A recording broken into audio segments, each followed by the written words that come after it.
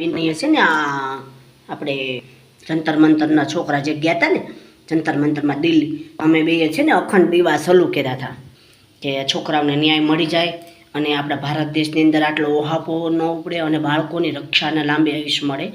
જોકે મારામારી એટલી થતી હતી ને એટલું તોફાન વધી ગયું હતું ને, છોકરા બાળકો વિદ્યાર્થીઓ મતલબ તમારી ભાષામાં બધાની ભાષામાં બોલું છું, મને આવડે એટલું હો ભાઈ. તો એટલા એવું ગુરુ થયા હતા ને તો એનું કોઈ માપ નહોતું. અને બીજા નંબરમાં કાંઈ જાણે યુદ્ધ કેમ શરૂ થયું એવી રીતનું. તો એના માટે અમે અખંડ દીવા મા ભગવતીને શરૂ કર્યા હતા કે હે જગત જનની જગદંબા, આ બાળકોને સદબુદ્ધિ આપે, આપણી ભારત સરકારને આપે, ભારત સરકારના કર્મચારીઓને સદબુદ્ધિ આપે.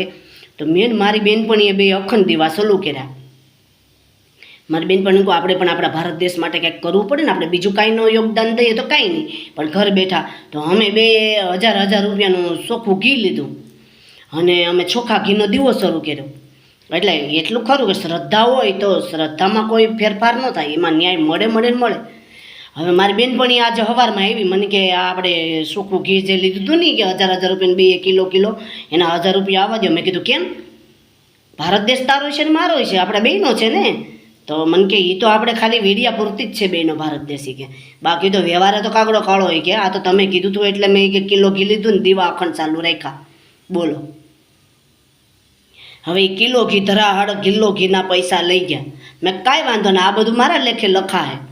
મને કે કાંઈ નહીં લખાય બાપ. મને કે ભૂખ ભેળી જાય. હજી સોશિયલ મીડિયા તો તું બનાવે છે, રીલ બનાવે છે, તો અહીંયા પૈસા આવીએ ને કોઈ અહીંયા બધું શરૂ થાય કાંઈ ખબર નહીં પડે.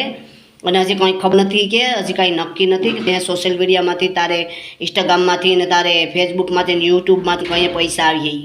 આ ખોટી કે પાયમલથામાં મને કે 1000 રૂપિયા લઈ ગઈ ને ઉલટાની સલાહ દેતી ગઈ.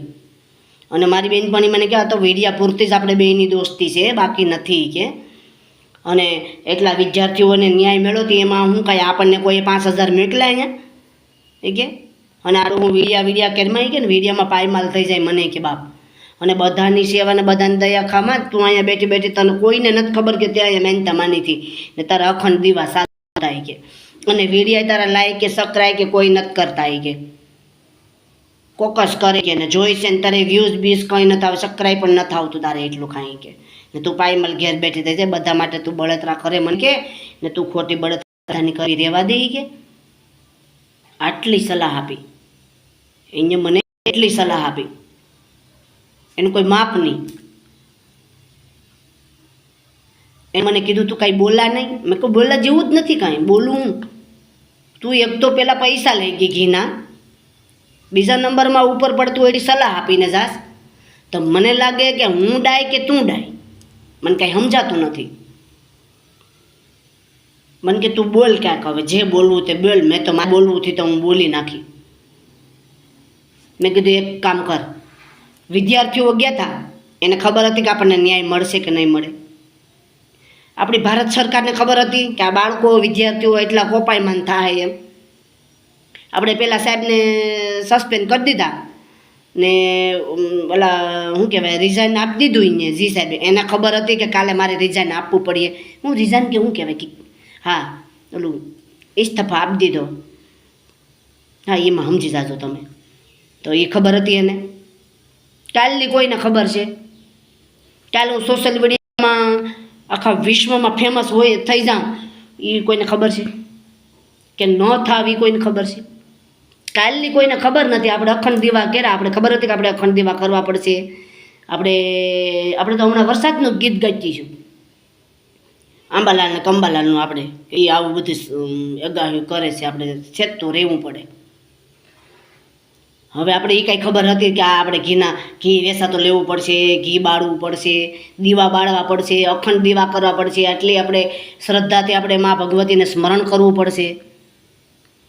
મને કે હું તને ઈજ કહીને કહેતા તે કિલો ઘી કે કંઈ છોકરાઓ માટે બેડા કહેતા તે મા ભગવતી પાસે એના માટે બેડા હોત ને કે તને વિડીયોમાં વાયરલ થા ને તું ફેમસ થઈ જા, એના માટે તે ઘી કે 1 કિલો ઘી વાપર્યું હોત નહીં કે તો તું અટાણે ફેમસ થઈ ગયું હતી કે. મારી બેનપણી કે તું બોલતી કેમ ને, ત્યારે મને ખૂબ રડવું આવ્યું, આમ હકીકત રડવું આવ્યું. અને એ હકીકત વાત કરતી હતી. મને કે તું કેમ રડી, હું થયું બોલ તો ખરી કે તું કાંઈક તો બોલી કે મને દુઃખ થાય.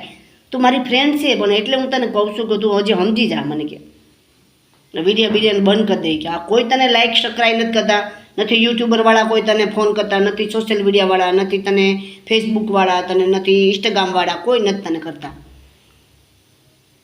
તું તારું જે મજૂરી કરીને ખાસ ને એ પણ તારું બધું વયું જશે કે એના કરતાં તું બોલ ને કે.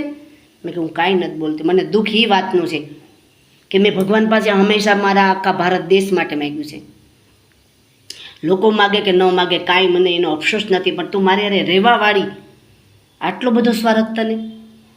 તારું જ બાળક ત્યાં જંતર મંતરમાં ગયું હોત તો, મારું જ બાળક ત્યાં ગયું હોત તો ન્યાય માટે, તો એ કે તો આપણે બેયને રાત દી નિંદર ન આવત. એ કે તો એ કે હું 5 ખાંડી ઘી બાળી નાખું.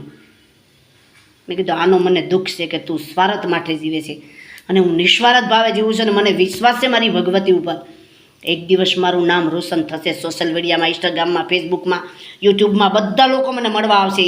એનો પણ મને અભિમાન